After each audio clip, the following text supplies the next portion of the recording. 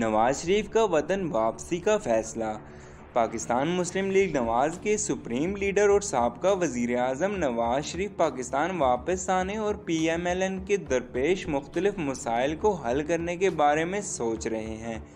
ज़राए का कहना है कि नवाज शरीफ के पोते जुनैद सफ्दर की शादी अशूरे के फ़ौरन बाद की गई थी ताकि वो अपनी वतन वापसी के मंसूबे को हतमी शक्ल दे सके।